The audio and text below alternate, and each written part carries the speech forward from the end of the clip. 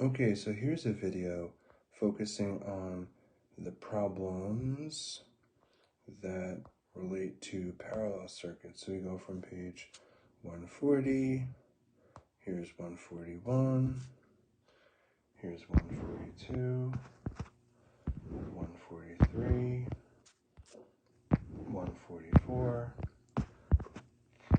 145, 146, 147, it's a lot of problems, 148, 149, 150, 151, and 152. So we begin at the beginning, and so we have a parallel circuit. I can see that the two resistors, the 3 ohm resistor and resistor R, are parallel to each other. It doesn't say that in the description, but I can see that from the drawing. So first thing we do is we identify what type of circuit is it. It is a parallel circuit. Things that we know about our circuit: we know the total voltage from the power supply is 12 volts. We know that the first resistor, R1, is 3 ohms. I'm going to call that R1 because the ammeter in that branch is A1. And it says A2, but I can see that that ammeter is in series with the power supply, so that's actually the total current of 5 amperes. So I wrote that down. I know total voltage, total current, and R1. And question number 1 wants to know what is the total or equivalent resistance of the circuit. And as much as I would love to use this fancy equation, I can't because I don't know the second resistor, and I really have no way of finding it, so I'm not going to do that. And I've told you guys before, and it still rings true here, that you really should be trying Ohm's law first and foremost. Whenever you are trying to solve for things, always try Ohm's law first, R equals V over I, because sometimes you can just simply do 12 volts divided by 5 amps, and that will give you your total resistance, or equivalent resistance. This case would be 2.4 ohms. So number 2 wants to know the current in that first ammeter. That would be the current in the first branch. I'm going to call that I1. Well, again, the first thing I'm going to try is Ohm's law for that particular branch. R equals V over I, and we know the resistance of that branch is 3 ohms, although we don't know the voltage across the first branch. Or do we? Now remember, this is a parallel circuit, so if you know one voltage, including the total, you know them all. And so the voltage across the first branch is the voltage across the second branch, is the total voltage, which would be 12 volts. So V1 is going to be 12 volts.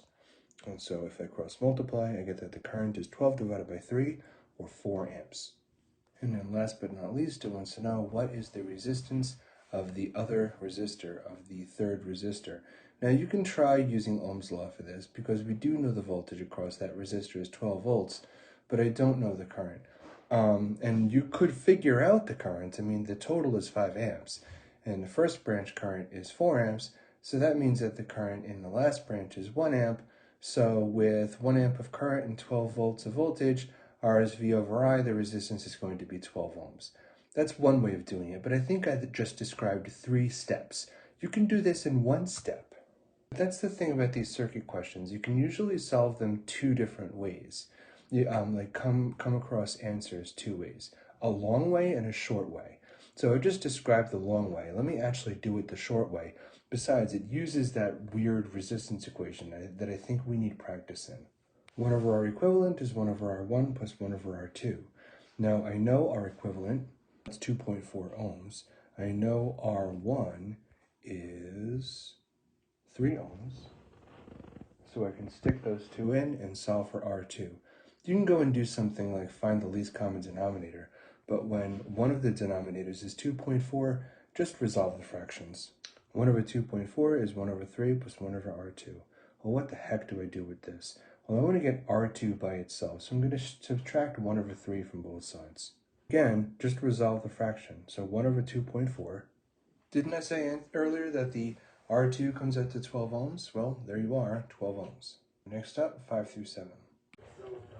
Okay, so 5 through 7, reading through the problem, I can see that it's a parallel circuit. Again, we identify the circuit as the first thing we do.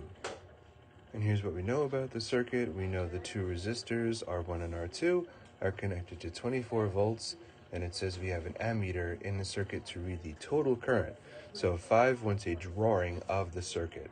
So first, a comment on that ammeter. So if that ammeter is reading total current, it needs to be in series with the battery, next to the battery.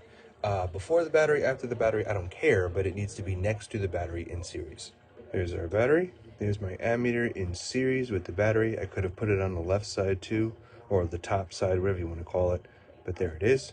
So again, this is a parallel circuit. So what I don't want to do, this would be a series circuit. All right, that's not what I want. There's the first resistor, so this would be a simple circuit if that was by itself. But I have two resistors in parallel. So instead of holding hands like a series circuit, the second resistor goes in for a hug. The resistor, and then one arm goes for a hug on one side, and the other arm goes for the hug on the other side. And there's my circuit. No other ammeters or voltmeters or anything like that. Might as well label things that I know. And so 18 ohms and 36 ohms. Doesn't really matter which is which. So 6 wants the equivalent resistance. I would do V over I if I knew the current. I have no blessed idea what the current is.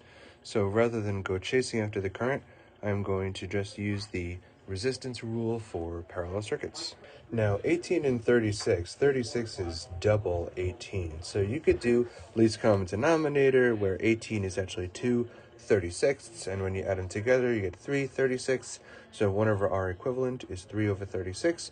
So R equivalent is 36 divided by 3, which would be 12 ohms. So you can do that, or you could just resolve out the fractions. I mean, sometimes you can do least common denominator, sometimes you can't. I think we saw a problem before where one of the resistors was like 4.2 or 2.4 or something. Just, work out the numbers and go from there. You have a calculator, use it. So 1 over R equivalent is 0.0834. So you just cross multiply, you just solve for REQ, that's 1 over 0.0834. So like I said before, with the least common denominator, you wind up with the R equivalent of 12 ohms. Again, this is why they call it R equivalent and not R total, because yes, in a parallel circuit, the equivalent, or air quotes, total resistance of the circuit is less than the individual resistors. So in a series circuit, the total resistance would be 54 ohms. But this is a parallel circuit, and as you add things in parallel, the total resistance actually goes, or equivalent resistance actually goes down. So total actually means sum. It is literally the sum in a series circuit. In a parallel circuit, not so much. So 7, it wants the power for the whole circuit. You could do P equals VI, I don't know I. You could do P equals I squared R, I don't know I. You could do P equals V squared over R. Now we're talking. And we get 48 watts for the whole circuit. All right, let's jump to number 10. Okay, number 10 is another draw of the circuit. So it says a battery, two resistors in parallel, and an ammeter to read total current. That's pretty much what we just did. Parallel circuit is my battery. We got to draw on a battery, two resistors, and an ammeter to read total current.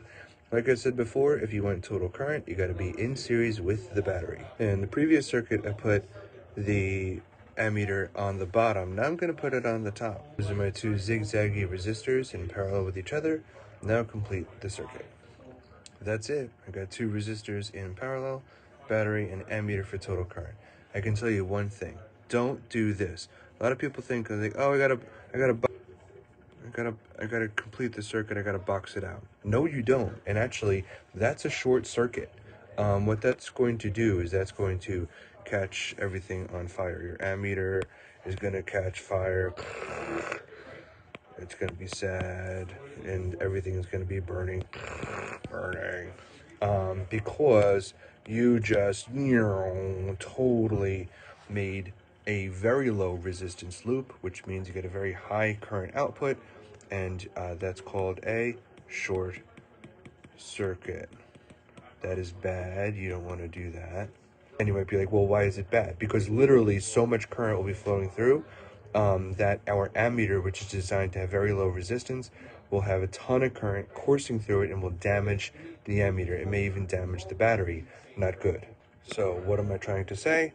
Don't do that don't feel like you have to box off your circuit.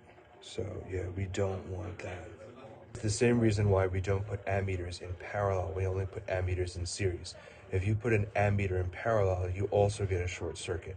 And that, again, would damage the equipment and maybe start a fire, like no joke.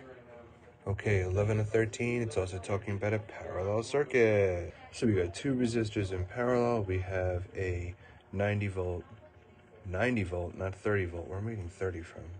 Oh, I saw the resistor and I wrote 30. That is a 90 volt battery. My bad.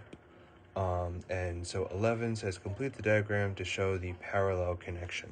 There's my 90 volt battery, and I have a gap, and it says show the resistors in parallel connected between those 2 points. Series would be pretty simple. Series would just be like, oh, hold hands, 1, 2, but that's not what we're looking for. Instead, I want my resistors to be in parallel with each other, so there they are in parallel with each other. Now it just needs to be connected to the circuit. So, connect them to the circuit. Some labels. Okay, number 12, it wants to know the potential difference or the voltage across resistor R1.